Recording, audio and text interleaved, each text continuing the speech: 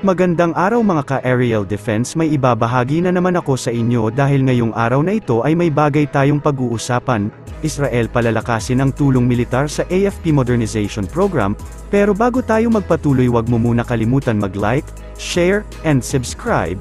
Paki-follow at like muna ng aming page na nasa description na ang link.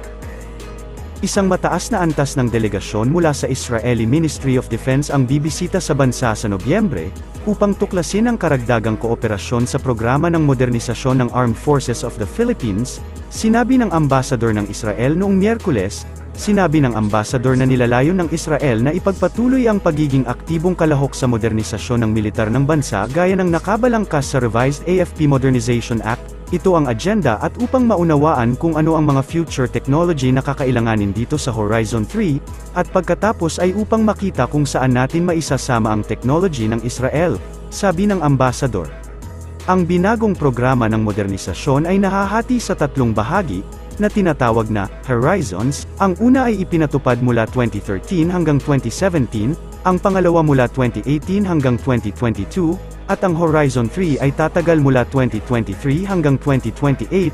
Ang Israel ay naging bahagi sa lahat ng Horizon, tulad ng alam mo, mayroon kaming mga issue sa gitnang silangan na iba sa mga hamon dito sa Pilipinas, ngunit ang aming diskarte sa panrehiyong seguridad ay halos magkapareho.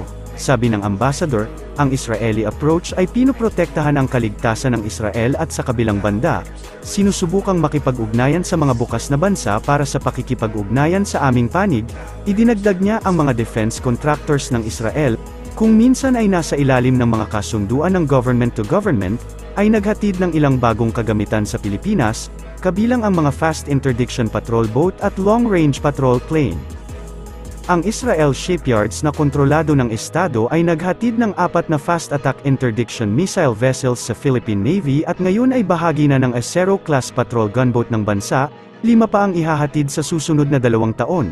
Noong Hulyo, iniulat ng pahayagang Israeli na Haaretz na ang defense contractor na Elbit Systems ay nanalo ng $114 million na kontrata para mag-supply ng 2 long-range patrol planes sa Pilipinas. Sinabi naman ng ambasador na tatalakayin din ang iba pang mekanismo ng pagtatanggol ng Israel, ngunit hindi niya binanggit ang mga detalye. Ang pinabuting ugnayan ng bansa sa Israel ay hindi limitado sa mga kontrata sa depensa. Ang ganitong hakbang at pangako nga ng Israel sa Pilipinas ay hindi nila binaygo. Alam naman natin mga ka-aerial na halos lahat ng kagamitan ng ating hukbo ay nagmula na sa Israel. Dahil na rin sa magagandang offer at quality na gawang Israel, kaya patuloy pa rin tayong bumibili ng mga kagamitan sa kanila.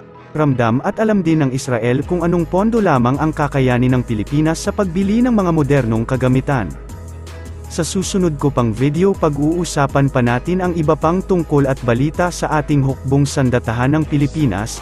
Paki-follow at like muna ng aming page na nasa description na ang link.